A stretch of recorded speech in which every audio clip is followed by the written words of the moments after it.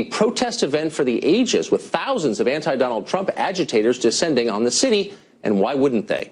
Advertisements posted in more than 20 cities have been recruiting paid protesters to come here to D.C. and help disrupt the inauguration. The group Demand Protest, which describes itself as, quote, the largest grassroots support organization in the United States, says it will pay professional protesters $50 an hour in addition to a $2,500 monthly retainer to support their efforts. We're joined now by Dom Talipso, Director of Operations in Los Angeles for Demand Protest. Dom, thanks for joining us tonight. Yeah, no problem, Tucker. So this is a sham. Your company isn't real. Your website is fake. The claims you have made are lies. This is a hoax. Let me start at the beginning, however, with your name, Dom Talipso, which is not your real name. It's a fake name. Well, we ran you through law enforcement level background checks, and that name does not exist. So let's start out with the truth. Tell me what your real name is. It's Dominic Tuyipso. It's per L's are silent.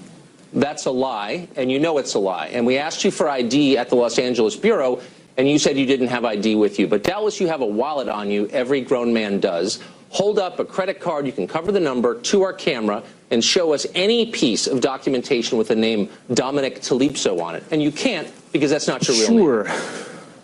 Sure. Absolutely, I'll do that in just a moment. I might just begin with kind of wondering, Tucker, you're not accusing me of being a hoax, are you? I'm saying that your name is fake and this company is fake and that the claims you've made on your website are false. And so my question for you is why? Is this an effort to discredit the protesters at the Trump inauguration? Is it an effort to convince conservative news organizations to pick up the story and therefore highlight their gullibility? What's the point of the ruse that you're perpetuating on the American news media?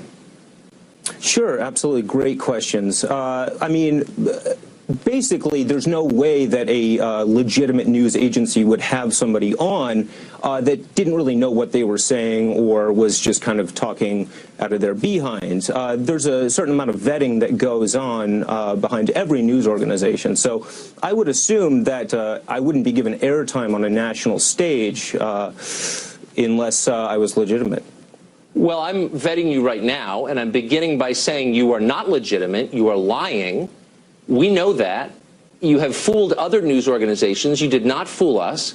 And my question is, why are you doing it? And I guess let me just satisfy our viewers who may be thinking, well, maybe we're miscalling this. On your website, you claim that you pay a retainer to 1,817 operatives every month. Now, if that were actually true, that's $54 million a year you're spending just on retainers. It's another $30 million a year if you're paying them for 6 hours a week work. That's demonstrably silly. You're not doing that. No, we're actually doing $80 million a year.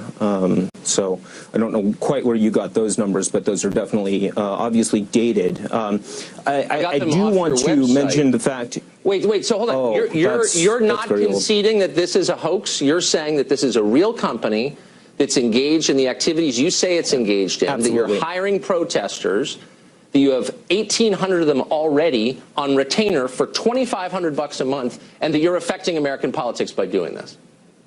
Yeah, we actually changed our mind, though, about we're no longer actually going after Donald Trump. We're actually going after the protesters at the inauguration. So we kind of changed our minds actually recently, and that was a result mainly of the enormous amount of hate mail that we received. People, making death threats, and they basically just really talked us into changing our position. So what we're doing now is we're actually protesting the protesters. Okay, but that didn't happen because you don't have a physical address, because you don't have a real office.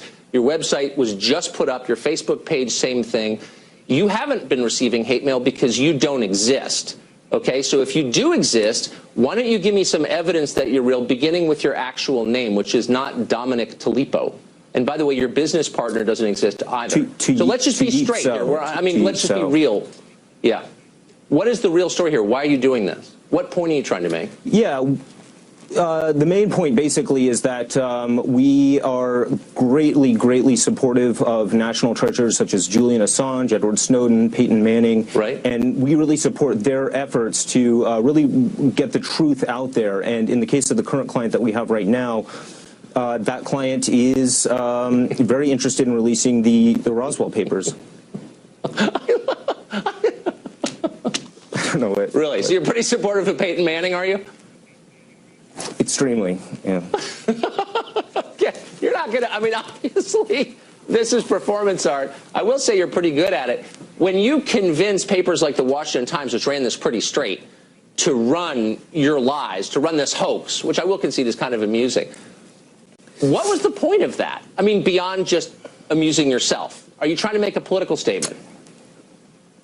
I don't know. I mean, it's pretty darn easy these days to just say whatever the heck you want on national TV and have it pass off as truth. And, you know, it's pretty, I don't know, it's just pretty incredible to me how easy it was to get the coverage we got. By the way, I'm not saying any of this is a hoax or any of this isn't true. We've actually got 100,000 protesters going to Washington, D.C. to fight anybody who is opposed to Donald Trump. I mean, the reason we another main reason we shifted from being against Trump to Trump about 30 minutes ago was basically we realized initially he didn't really like Julian Assange or Peyton Manning, and when he kind of changed, when the election and the Assange connection was made, he essentially became a supporter of Assange, and so we are now supporting Trump in the hope that the Roswell documents from 1947 are finally released and put back into the hands of Fisher Stevens. The critical Roswell documents. All right, well, give my best to Peyton Manning and also to Mrs. Talipo, if you would. Thanks a lot for joining us, Dom. Whoever you are. I can't believe. What was the last question? I'm sorry. Did you think that we were going to fall for? I mean, be honest. Did you think you were going to come on and we were going to? I'm just surprised. You put me on. That's what's surprising. Well, because it showed up all over across American media, and I'm reading this. I was saying, well, that's not true. Who is this guy? So I'm glad you came on to semi-explain. Well, God bless you for fact-checking, even if you did it when we were on the air. Oh, no, we knew ahead of time. But good to see you anyway. Thanks a lot.